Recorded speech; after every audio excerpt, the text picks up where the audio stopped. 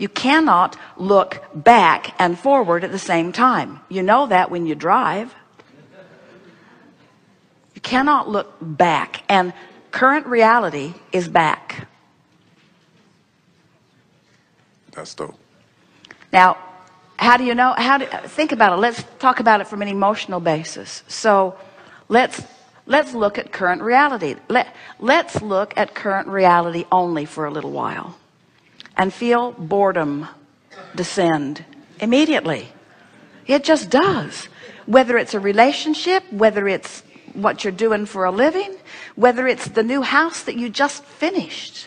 In other words, if you're just looking at current reality, it gets boring really, really fast. Now, why is that? Now, intellectuals and people who want you to be cheerful will say to you, well, what's the matter with you? Everybody in the world would like to have your life, and here you are bored with your life. You want to just look them square in the eyes and say, it's a universal principle.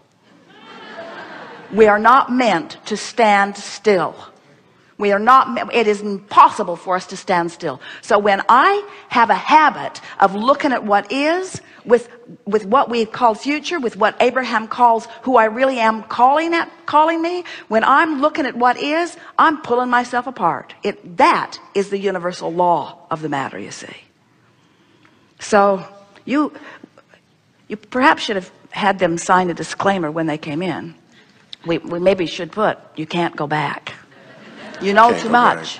You know too much. You can't go back. In other words, once you know about this vortex, once you understand who you really are, once you get a whiff of what your emotions mean, you know too much. You can't hold back. You cannot be less than you have vibrationally become and ever feel good. I agree. You got to at least be moving in the direction of that, you see. Anytime you're looking at what is, you're holding yourself from what you've become. Let that settle in. Let that settle in. That is bigger than everything that you've ever heard, all wrapped into one. In other words, every emotion is about, I've expanded. Every negative emotion is about, I've expanded further than I'm letting myself be, and that's because of what I'm looking at. Every positive emotion is because I've expanded and I'm going with the flow of my expansion. And think about elation, love, appreciation. How do they feel? Interest, how does that feel? Think about boredom. How does that feel? Anger, frustration, what isness and what isness. This is what we're wanting to convince you of. And you are wonderful to even consider it when you live in a dimension where you've been hanging your hat on physical hooks for so long.